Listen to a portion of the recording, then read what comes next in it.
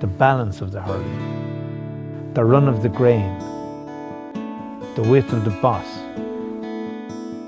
the grip. These are the characteristics that distinguishes my hurl from your hurl. Some of the hurley makers say you give birth to a hurley, you don't actually make it, you give birth to it. The old people said there was a life, there was a soul in ash. And I see myself as a hurley maker as merely a person who releases that soul and gives it in the hand of the man or woman that's going to be using this hurley. And this is very important because you know he's going to love it and you know he's going to do beautiful things with it and you know he's going to light up a Sunday in summer sometime with it.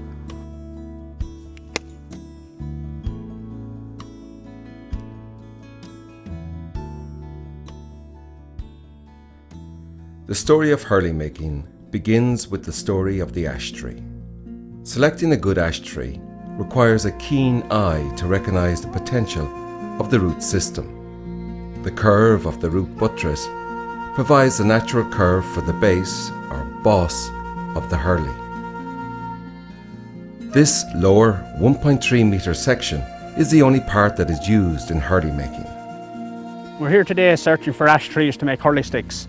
This is a fine specimen, slightly on the larger size, but it's a fine specimen, smooth barked, has a good straight length on it, possibly for commercial use when we cut the hurley sticks off.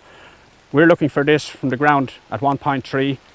We're particularly looking for quality of buttress formation, and it's this particular root that we're looking for and the turn of it, and possibly this one is a better example insofar as it's angled well and it's wide. It's this buttress that forms the grain of the hurley, and it is this that gives us our senior hurleys, and as a result gives us a good price for a hurl.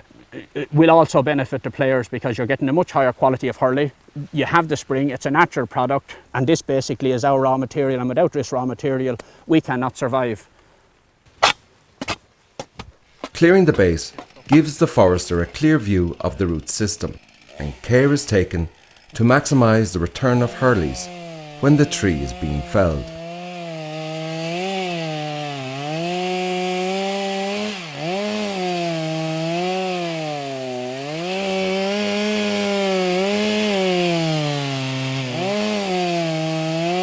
These trees are usually felled between 20 to 40 years of age, depending on their growth rate and quality. This is going to be segmented like an orange cut on the bandsaw, but it's mainly these four buttresses that we worked for in the beginning, that we spotted when we were choosing out the tree, that we're happy with. There'll be a nice return and a nice spread of planks in this one, and because of the smooth bark and because of the soil and the general woodland, this is a very high specimen of a tree. Right, the boss of the hurley is in here, and it's in here where the best part of the tree is, where the most nutrients and the toughest part of the boss, and the grain turning around is what gives durability to the hurley. This will be sawn down this way on the saw bench in inch boards, and it's nice to see a good buttress like this in a fine woodland that's been well maintained, being cut so expertly, and it will give the hurley maker the premium choice, and also the lad on the saw bench will absolutely enjoy sawing through this. It's a joy to traw through this because there'll be a high yield of senior hurleys. The woodland owner should be happy with the premium price. The hurley maker will make a profit, and the hurler that's using it, it should last them longer, and therefore it's a win-win situation. It is of course a totally natural, renewable and sustainable material with multiple young ash trees planted for each one felled. The tree butt now makes its way on the first leg of an intricate journey to becoming a hurley. It's a journey that relies on years of skill and expertise, and very often generations of tradition and knowledge are handed down from fathers to sons. How's it going, lads? How's the farm? Yeah, just finishing it off. Busy weekend. Looking for a couple of sticks? We are, we're training tonight, so our big match on the weekend, so we might as well get something used to there in the week. About a dozen and a half in there, lads. Go through them yourself and cheers. Pick them out yourself. Every hurley, a craft is uniquely individual. That's what makes it interesting, and every player demands something different, let it be in shape or size of the handle or the weight of the Hurley or the flexibility. Yeah, that's perfect, John. I just might get a bit taken off the end of the bus, both sides. Both sides? Yeah. Just for weight? Yeah. Okay. Very few of the top class players come into the workshop and pick up a Hurley. They'll pick up one and they'll say, yeah, I like the one, but can you lighten the handle or make it a fraction lighter for me, or maybe it's just down to putting a band on it. He will never perform to his best with a Hurley that's not exactly right for him. And as a Hurley maker, you try to do your best for him and get the exact Hurley that they require. Thanks, John. Thanks a lot. Great. Best of luck the weekend. Thanks, Right, lads, So, take care. thanks. Safe journey. When a man comes into my workshop for a Hurley, or a lady, you look at him and you get into the habit over the years, you almost size him up. You see the shape of the face, the shape of the body. You almost know exactly the type of Hurley they need. They sometimes say to you, what kind of Hurley, I say, what kind of Hurley do you want? And sometimes they don't even know. You would know better. And you know what? You nearly would after years. The first port of call is the sawmill, where for the first time the outline of the Hurley will begin to emerge. Go and hold right onto the bench now, lads. The ash tree butt is carefully loaded onto a bench, and the root buttresses are examined by a keen eye to see where best to start segmenting. I'm looking for a good Hurley with the toe properly on it. So what we'll do is we'll select the best toe. So we think this is the widest toe. So we'll try and cut through this toe first for safety so as we won't damage any of the butt. So we straighten it up then like that just to make sure that it's straight with the blade. And if we can, 9 times out of 10, we try go through the heart of the toe, because when we're quartering, we'll cut first through the heart, then we'll cut through the heart again. So we're very little heart in the plank, so the plank won't work when it's drying. That's the idea of cutting through the heart if we can. The less heartwork we can have in our Hurleys, the better. This is very important when you're cutting your butts, to cut the butts right the first day, to cut through the good toes first, to make sure you have to get the quality Hurleys out of the butt, and to set up the Hurley butt right with the blade, that you will have the turns, the grains going up the handle the whole way, and that gives us a good quality Hurley.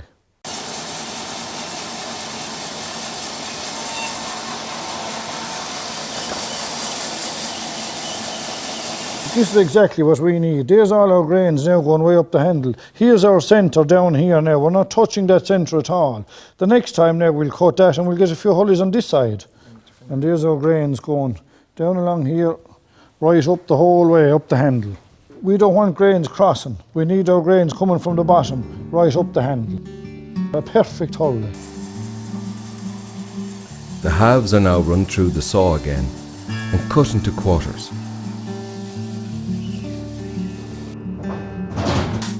These quarters are then relayed onto a second bench saw, where they're carefully sliced into 1-inch thick planks. Now perhaps is the first time that the potential outline of the Hurley can be seen. Yeah, we're cutting Hurleys now for the last 10 or 15 years, and every Hurley butt we open is different. You know, people say, how do you stay cutting Hurley butts all day? Every Hurley butt is different. Yes, we like cutting Hurleys, we like cutting butts in the woods, and it's grand work, like grand clean work. Right lads, it's tea time. You cut it really well now. No, they didn't do too bad now at all. If we could get them all like that now, we'll be flying. The good Hurl actually is a piece of timber that's selected.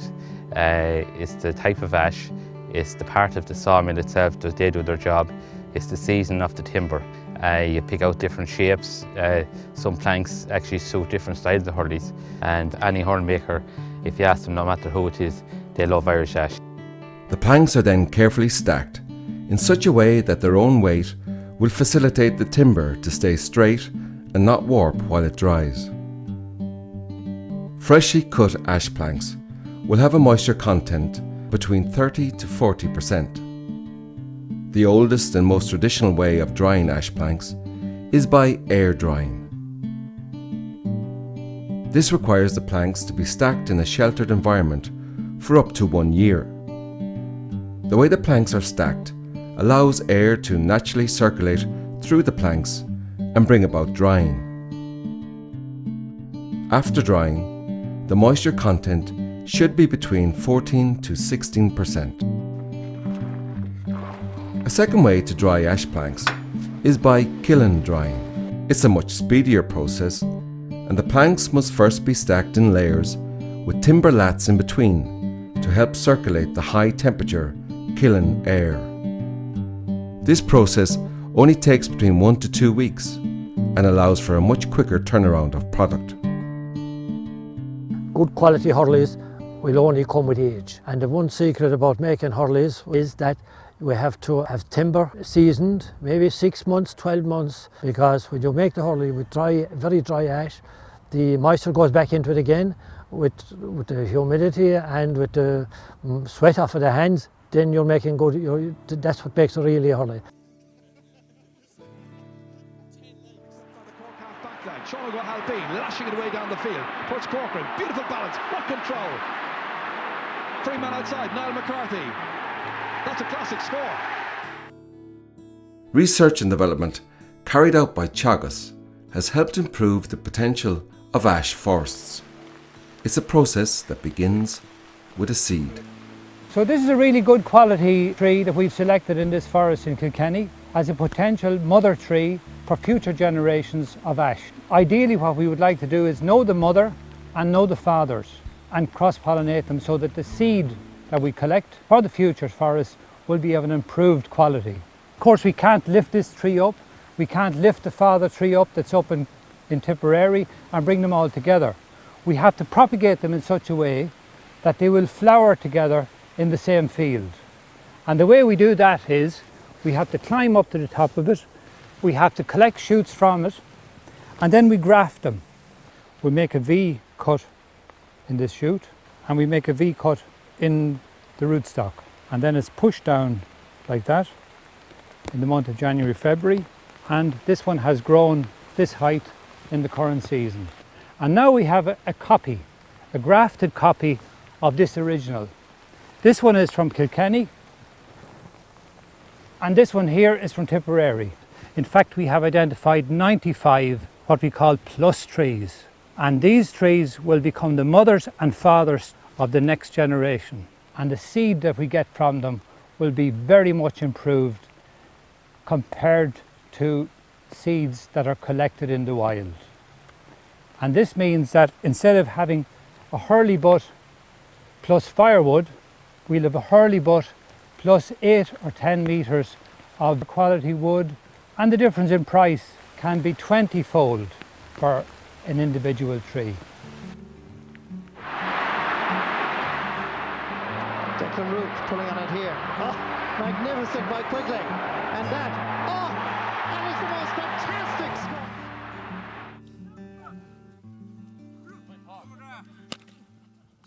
There is another way. If we vegetatively propagate this tree, we make an exact copy of it.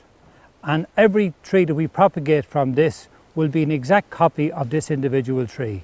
Now we can do this by climbing the tree, collecting buds from it, and micropropagating them in a special gel, such as we have here, and get 3 or 4 plants every month.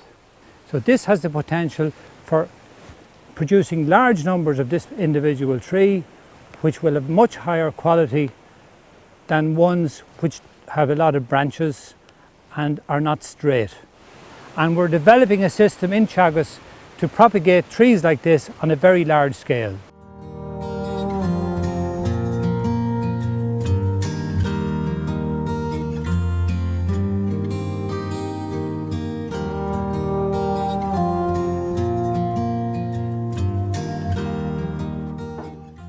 You get used to looking at the planks after a while and you pick out the best grain. Basically you mark them out by putting a template down on top of them and getting the best pattern that we can get. And then we mark it out. Most important thing is that the grain runs through out to the boss and it's straight down the handle with no blemishes. And that's the way you'll get the best Hurley out of the plank of timber. The natural grain that runs through and follows the shape and design of the Hurley is the secret that gives each Hurley its unique qualities: strength, spring and subtlety. These qualities are ideally matched by the ash tree's characteristics that give the finished product perfect weight and balance. By following the Hurley outline that has been marked on the plank, a steady hand now guides the plank through a series of intricate cuts. Skill and expertise are central to the Hurley maker's craft. each with his own preferred shape and design. Slowly but surely, the first outline of a natural ash Hurley begins to emerge. A quick run on the sanding belt finishes the job.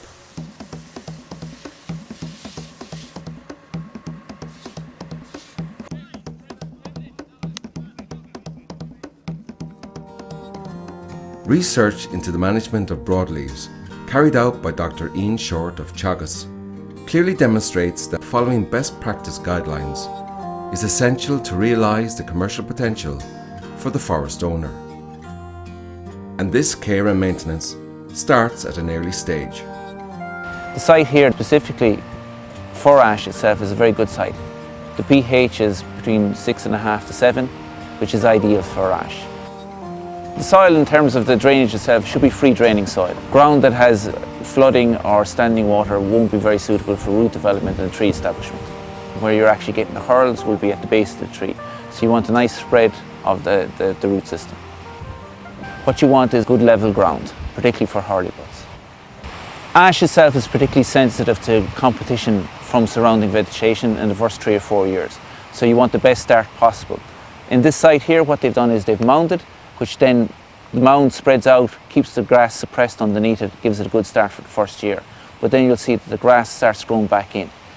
Bit windy today, isn't it? It's too windy. We won't do any spraying today. The easiest route is to spray, but it would be essential that you use a cowl.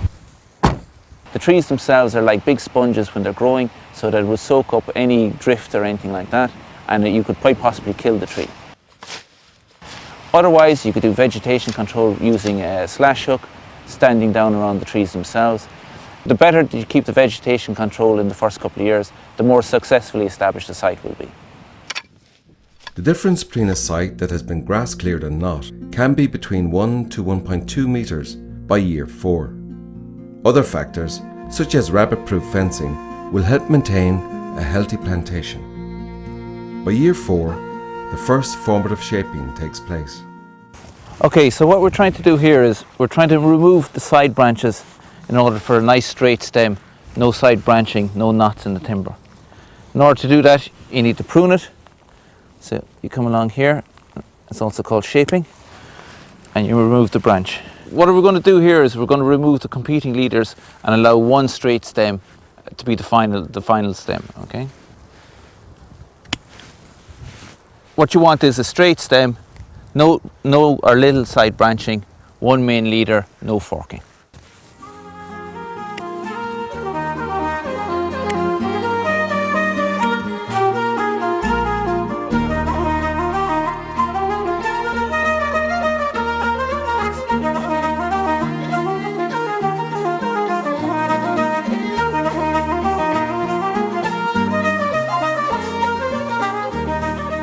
Traditional Hurley making techniques of yesteryear are not so commonplace nowadays.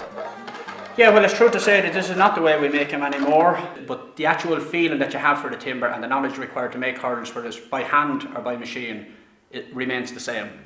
In bygone days, each parish could have up to 1 or 2 Hurley makers, with their own individual styles and secrets. These secrets and skills were very often passed down from generation to generation, an apprenticeship that still continues right up to the present day. More recent techniques have seen the introduction of a lathe to produce Hurleys based on a moulded outline. This process, though faster, still requires the final individual touches from the master Hurley maker to complete the process. Broadleaf silvicultural research carried out by Teagasc clearly shows that further management is critical to realise commercial potential. For instance, the young forest will have to be thinned, maximising quality, growth and potential. Between 40 to 50% of young trees are removed. We're standing in a 12-year-old crop of ash, and this crop of ash is at the stage for first thinning. Now if you look through the site, you'll see there's a lot of good stems and a lot of bad stems. So the objective of the exercise with thinning is to remove most of the bad stems or the poor form stems. This will allow the canopy to develop. Ash needs room in its canopy. If it doesn't have that room, what will happen is that the stems stagnate and become whips. So the stem needs to fill out. And once the stem fills out, these annual rings start to come into play, and these famous grain that we all hear the Hurley makers talking about starts to form. So that is why formative shaping and high pruning must be continued into the future to allow the landowner to get the best return they possibly can from their crop.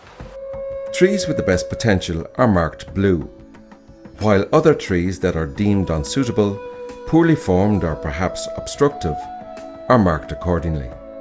This is a 12-year-old stem which has been marked as a potential crop tree. It has also been marked for Hurley butt, and we can see down here that the roots are starting to form down here, even at 12 years of age. Now the particular site here is agricultural ploughed, so this should allow for the formation of 3 toes, which is what the Hurley manufacturers really need to get the optimum amount of planks out. So as we have it thin now, the woods should start forming here. And once it hits 22, 24 centimetres in diameter, it's at that stage that Hurley butts will start forming and will be going into industry. But this stem here will probably grow on to be 40 years of age, and it will be both used for Hurley butt, which is the bottom 1.3 metres, and also for saw log, which is the rest of the stem. It's all about optimising the amount of product for the farmer. If they can optimise the Hurley butt and the saw log, this is what the market dictates, and this will yield them the highest return. The Irish Guild of Ash Hurley Makers comprises members from all over the country who are committed to preserving this traditional and ancient craft, while at the same time recognising its potential and planning for the future. Hurley making, you're in touch with thousands of years of tradition. You're going back to the soul of the Druids, which is actually the very symbol we have on our Hurleys, right back to Celtic mists, and we're merely custodians of this tradition. And through our involvement with Teagasc, we're actually using science, modern cutting-edge science, to advance our knowledge on ash, to bring Hurley making onto a whole new level. Basically, you learn the knowledge and you grow into the Hurley making tradition. It's something you can't learn overnight. You can't just pick up something and go and start making Hurleys and call yourself a Hurley maker. It's something you have to grow up with and get into it. It's an art. Very proud of what we do. It's great to be involved and to look at a match and see a guy performing to his best, and you know you've made that Hurley, or some of your friends that's in the business have made the Hurley, and it's great to be part of that. Well, it's been presented to the President of America, it's been presented to the Queen. Basically, it's our heritage, and at the moment I would consider it our national emblem. You see little small children playing with little 18 and 20-inch Hurleys, like, it is very good, like, it's great, like, all kids will play with a stick, like, so it's going to hand them a little Hurley and they'll hurl away, like. It's just uniquely Irish, it's part of our culture, our heritage. You know, it's something that we have that no other country in the world has. Hurling is unique. It's just us. It's Irish. Going forward, looking for the opening score. Record numbers of people play hurling today. The popularity of the GAA, both at home and abroad, has seen the games attract more and more people to become involved at various levels: social, sporting, promoting cultural awareness and encouraging community involvement, ensuring that this unique national game goes from strength to strength through the provision of quality ash hurleys.